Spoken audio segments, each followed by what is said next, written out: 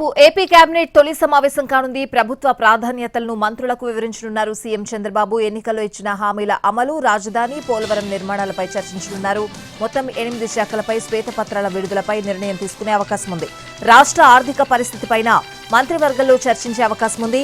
ఇప్పటికే రాష్ట్ర అప్పులపై ప్రాథమిక సమాచారం తెప్పించుకుంది కొత్త ప్రభుత్వం. దాదాపు 14 లక్షల కోట్లకు పైగా అప్పుల భారం ఉన్నట్లు సమాచారం. గత ప్రభుత్వంలో జరిగిన అవకతవకలపై విచారణ జరపాలని భావిస్తోన్న సర్కార్ కేబినెట్లో చర్చించి నిర్ణయం తీసుకోనుంది.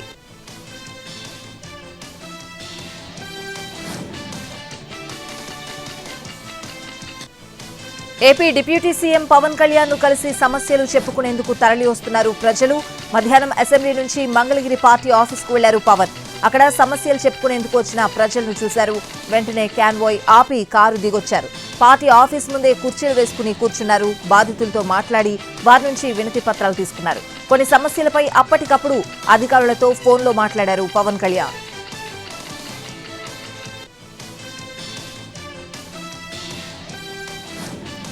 ఏపీ శాసనసభ స్పీకర్ గా చింతకాయల అయ్యన్న పాత్రుడు ఏకగ్రీవంగా ఎన్నికయ్యారు. రెండో రోజు అసెంబ్లీ సమావేశాలు ప్రారంభమైన కొద్దిసేపటికి స్పీకర్ ఎన్నిక జరిగింది. ప్రొటెం స్పీకర్ బుచ్చయ్య చౌదరి అయ్యన్న పాత్రుడు పేరును ప్రకటించారు. ఆ తర్వాత సభ్యుల ఏకగ్రీవ ఆమోదంతో అయ్యన్న పాత్రుడు స్పీకర్ గా బాధ్యతలు స్వీకరించారు. CM Chandrababu, deputy CM Pawan Kalyan, మంత్రి సతీకుమార్ అయ్యన్న పాత్రుని గౌరవప్రదంగా సభాపతి స్థానంలో కూర్చోబెట్టారు. స్పీకర్ ఎన్నిక ప్రక్రియకు వైసీపీ దూరంగా ఉంది. రెండో రోజు అసెంబ్లీ సమావేశాలు ప్రారంభమైన వెంటనే ప్రొటెం స్పీకర్ బుచ్చయ్య చౌదరి ముగ్గురు ఎమ్మెల్యేలతో ప్రమాణ స్వీకారం చేయించారు. జీవీ ఆంజనేయులు, పితాని సత్యనారాయణ, వనమాడి వెంకటేశ్వరరావులు ఎమ్మెల్యేలుగా ప్రమాణ స్వీకారం చేశారు.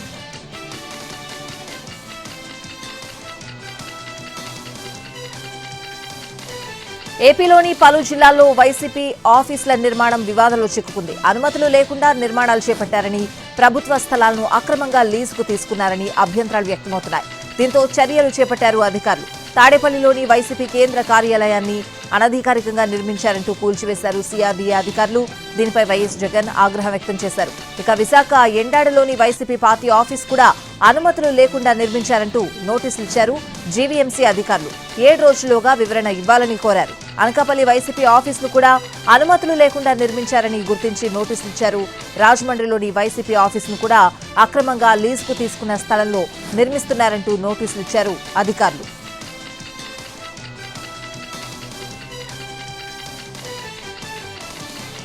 మనకు సరైన గుర్తింపు రావాలంటే సమర్థుడైన ఆటగాడితో పోటీ పడాలన్నారు సీఎం రేవంత్ రెడ్డి. పక్క రాష్ట్ర సీఎం చంద్రబాబుతో పోటీ పడి ఈ రాష్ట్రాన్ని అభివృద్ధి సంక్షేమంలో ముందుకు నడిపే అవకాశం వచ్చిందని అన్నారు ఆయన.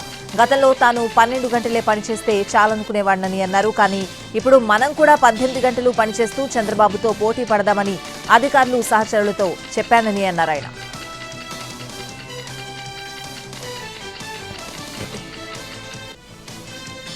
ఢిల్లీలో కేంద్ర బడ్జెట్ ముందస్తు సన్నాహక సమావేశం, అలాగే జీఎస్టీ కౌన్సిల్ మీటింగ్ కు హాజరయ్యారు తెలంగాణ ఉప ముఖ్యమంత్రి, ఆర్థిక మంత్రి భట్టి విక్రమార్క. తెలంగాణ రాష్ట్రానికి ఆర్థికంగా తోడ్పాలు అందించాలని కోరామని చెప్పారు. నిరుద్యోగ యువతకు స్కిల్ డెవలప్మెంట్ మరింత అందుబాటులోకి తేవాలని ప్రతిపాదించామని చెప్పారు. పన్నుల వాటాల నిధులు రాష్ట్రాలకు సరిగ్గా రావడం లేదని ఆమె దృష్టికి తీసుకొచ్చామన్నారు.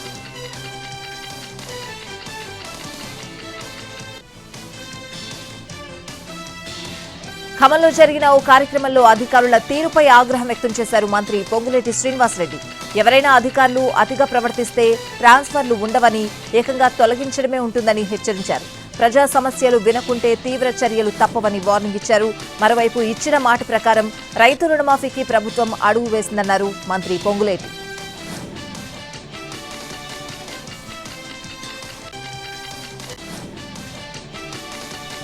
పార్టీ మారే ప్రసక్తే లేదన్నారు మాజీ మంత్రి ఎర్రబెల్లి దయాకర్రావు. ఎన్నికల ఫలితాలపై సమీక్ష చేసుకున్నామని, మళ్లీ కేసీఆర్ ను సీఎంను చేయడమే తమ లక్ష్యమన్నారు ఎర్రబెల్లి. అసెంబ్లీ, లోక్సభ ఎన్నికల్లో ఓటమితో కొద్దిగా బాధలో ఉన్నామని, పార్టీ మారే ఆలోచన తనకు లేదని చెప్పారాయన.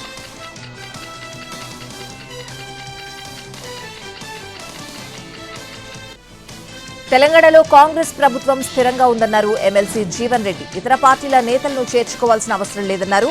రాష్ట్రంలో కనుమరుగైన బీఆర్ఎస్ గురించి తాము ఆలోచన చేయమన్నారు. ఆ పార్టీ ఎమ్మెల్యేలు కాంగ్రెస్ లో చేరడం అవకాశవాదానికి నిదర్శనమని అన్నారు.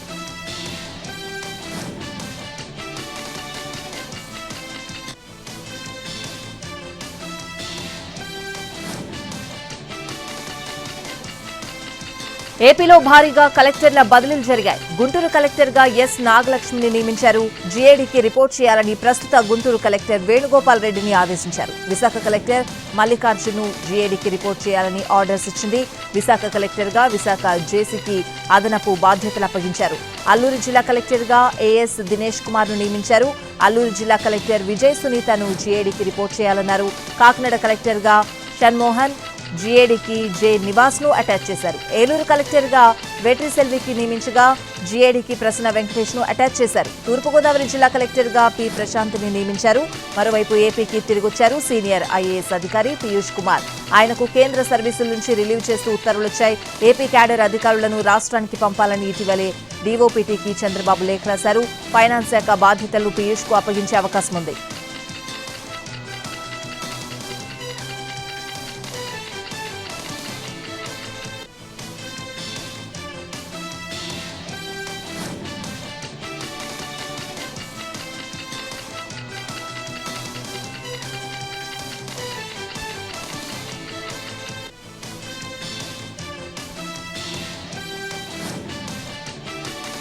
నంద్యాల మున్సిపల్ చైర్పర్సన్ మాబునిసాపై 3 టౌన్ పోలీసులు అట్రాసిటీ కేసు నమోదు చేశారు.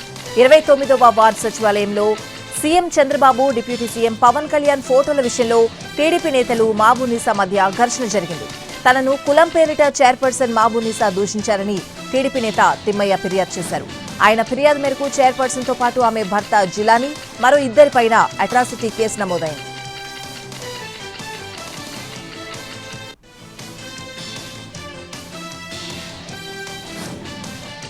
భద్రాద్రి కొత్తగూడెం జిల్లా ములకలపల్లి రాజీవ్ నగర్ లో మద్యం తాగి స్కూల్కొచ్చిన టీచర్పై ఉన్నతాధికారులు సస్పెన్షన్ వేటు వేశారు. మండల పరిషత్ ప్రాథమిక పాఠశాలలో సెకండరీ గ్రేడ్ టీచర్గా పనిచేస్తున్న పతిపాటి వీరయ్యను జిల్లా విద్యాశాఖ అధికారి సస్పెండ్ చేశారు. పీకల దాకా మద్యం సేవించిన వీరయ్య సోయి లేకుండా ఉదయం పాఠశాలకు వచ్చి పడిపోయాడు. దాంతో స్థానికులు అతన్ని ఈడ్చుకు వెళ్లి పశువుల కొట్టంలో ఉంచారు. ఈ దృశ్యాలు సోషల్ మీడియాలో వైరల్ కావడంతో అధికారులు చర్యలు తీసుకున్నారు.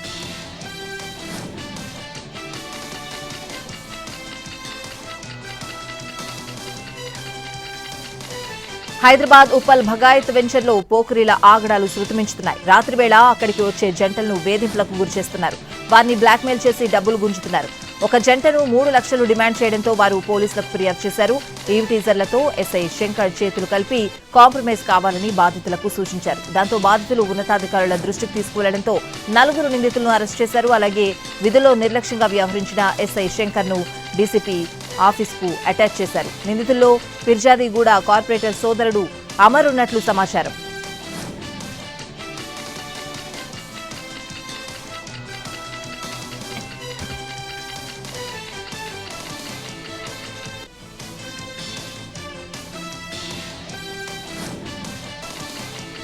హైదరాబాద్ మాదాపూర్లో మరోసారి భారీగా డ్రగ్స్ పట్టుకున్నారు. నిందితుడు సాయి చరణ్ తో పాటు డ్రగ్స్ కొనుగోలు చేస్తున్న 4గురిని అరెస్ట్ చేశారు. నిందితుడు సాయి చరణ్ బెంగళూరు నుంచి హైదరాబాద్ కు డ్రగ్స్ తీసుకొస్తున్నట్లు పోలీసులు గుర్తించారు.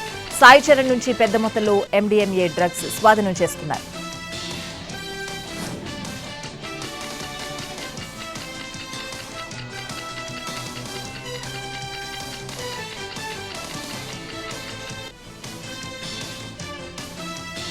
నంద్యాల జిల్లా నల్లమలలో చిరుత కలకలం రేపుతోంది. నంద్యాల గిద్దలూరు ఘాట్ రోడ్లోని పచర్ల వద్ద చిరుత సంచరిస్తోంది. నిద్రపోతున్న దినసరి కూలీ షేక్ బీబీపై దాడి చేసింది. ఆమె తలకు గాయాలయ్యాయి.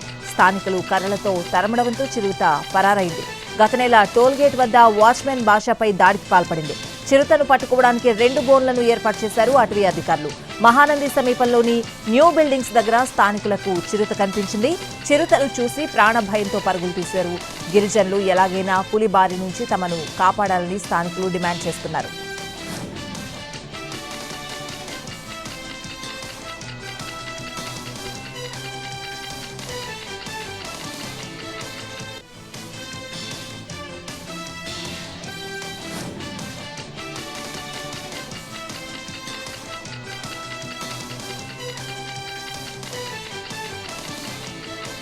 భారత్ బంగ్లాదేశ్ల రక్షణ సహకారం మరింత బలోపేతానికి ఇరు దేశాలు నిర్ణయం తీసుకున్నాయి. ఢిల్లీలో ఇరు దేశాల ప్రధానులు నరేంద్ర మోడీ, షేక్ హసీనా పలు ద్వైపాక్షిక సంబంధాలపై చర్చలు జరిపారు. ఇరు దేశాల రక్షణ సహకారం, సాయుధ బలగాల ఆధునీకరణ తదితర అంశాలపై సమాలోచనలు జరిపారు.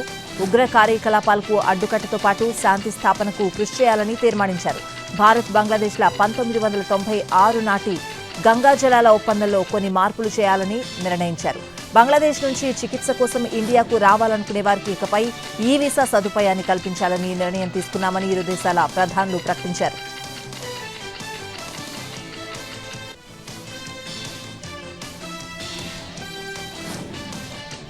కేంద్ర ఆర్థిక మంత్రి నిర్మలా సీతారామన్ నేతృత్వంలో ఢిల్లీ 53వ జీఎస్టీ కౌన్సిల్ సమావేశం జరిగింది. వివిధ రాష్ట్రాల ఆర్థిక మంత్రులు సైతం పాల్గొన్న ఈ భేటీలో పలు కీలక నిర్ణయాలు తీసుకున్నారు. చిరు వ్యాపారులకు మేలు కలిగేలా నిర్ణయాలు ఉన్నాయని చెప్పారు నిర్మలా సీతారామన్. పన్ను డిమాండ్ నోటీసుల పెనాల్టీలపై వడ్డీ మినహాయింపు ఇవ్వాలని తీర్మానించారు. అలాగే జీఎస్టీ చట్టంలో సవరణలకు ఆమోదం తెలిపారు. జూన్ 30 వరకు GSTR-4 ఫైల్ చేయడానికి గడువు పొడిగించారు. ఇన్పుట్ క్రెడిట్ ట్యాక్స్ లో మార్పులకు ఓకే చెప్పారు. రైల్వే సేవలకు జీఎస్టీ మినహాయింపు ఇవ్వాలని నిర్ణయించారు. ఉక్కు, ఇనుము, అల్యూమినియం అనే అర్థం వచ్చే అన్ని పాల క్యాన్లపై 12% ఏకరూప రేటును సూచించాలని కౌన్సిల్ సిఫార్సు చేసింది. కార్టన్ బాక్సులు, స్ప్రింక్లర్లపై 12% జీఎస్టీకి ప్రతిపాదించారు. ఎరువులపై జీఎస్టీ రేట్ల హేతుబద్ధీకరణ ప్రతిపాదనను మంత్రుల బృందం పంపాలని సూచించారు.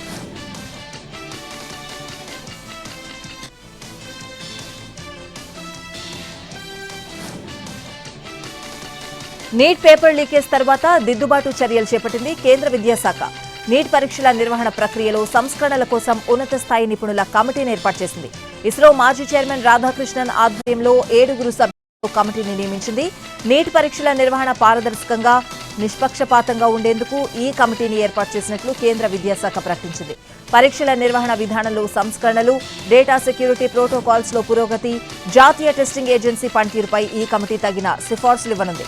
2 నెలల్లో నివేదిక ఇవ్వాలని ఈ కమిటీని ఆదేశించింది కేంద్ర విద్యాశాఖ.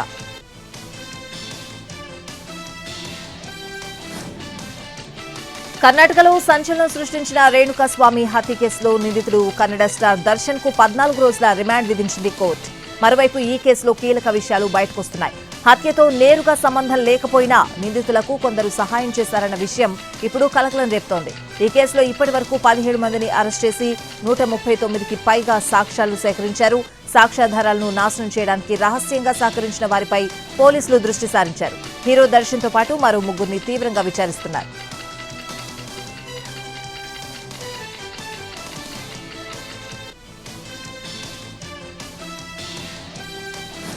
అత్యాచార ఆరోపణల కింద ప్రజ్వల్ రేవణ సోదరుడు ఎమ్మెల్సీ సూరజ్ రేవణపై పోలీసులు ఎఫ్ఐఆర్ నమోదు చేశారు. ఐపీసీ సెక్షన్లు 377, 342, 506 సెక్షన్ల కింద కేసు పెట్టారు. తనపై సూరజ్ రేవణ అత్యాచారానికి పాల్పడినట్లు హసన్ కు చెందిన జేడీఎస్ కార్యకర్త చేతన్ పోలీసులకు ఫిర్యాదు చేశాడు. తనను వేధింపులకు గురిచేస్తున్న సూరజ్ రేవణ హత్య చేయడానికి ప్రయత్నిస్తున్నాడని ఆరోపించాడు. ఈ మేరకు డీజీపీ, హోంమంత్రి, జిల్లా ఎస్పీకి లేఖలు రాశాడు. ఉద్యోగం ఇప్పిస్తానని, ఆర్థిక సాయం చేస్తామని నమ్మించి తనపై సూరజ్ లైంగిక దాడి చేశాడన్నారు. వైద్య పరీక్షలో యువకుడి ఒంటిపై గాయాలు ఉన్నట్లు వైద్యులు గుర్తించినట్లు తెలుస్తోంది. మహారాష్ట్ర గడ్చిరోలి జిల్లాలో డిప్యూటీ సీఎం ఫడ్నవీస్ ఎదుట మావోయిస్టు దంపతులు లొంగిపోయారు. మావోయిస్టు అగ్రనేతలైన గిరిధర్ తన భార్య సంగీతతో కలిసి లొంగుబాటు పట్టారు. వీరిద్దరిపై 36 లక్షల రివార్డు ఉంది. లొంగిపోయిన మావోయిస్టుల కుటుంబాలతో మాట్లాడి ఉపాధి పనిముట్లను అందజేస్తారు ఫడ్నవీస్. గుజరాత్లో అంతర్జాతీయ డ్రగ్స్ ముఠా గుట్టురట్టయింది. విదేశాల నుంచి డ్రగ్స్ ను గుజరాత్లోని పోస్ట్ ఆఫీసులకు పంపిస్తున్నట్లు విచారణలో తేలింది. ఫారిన్ పోస్ట్ ఆఫీసులో అమెరికా నుంచి దిగుమతి చేసుకున్న డ్రగ్స్ పార్సిల్ ను అహ్మదాబాద్ క్రైమ్ బ్రాంచ్ స్వాధీనం చేసుకుంది. ఈ పార్సిల్లో 3.5 కోట్ల విలువైన 11 కేజీల 601 గ్రాముల లిక్విడ్ గంజాయి ఉన్నట్లు గుర్తించారు. 1 నెల వ్యవధిలోనే 2వ ఘటన జరగడంతో పోలీసులు అప్రమత్తమయ్యారు. విదేశాల నుంచి వస్తున్న పార్సిళ్లపై ప్రత్యేక నిఘా ఉంచారు.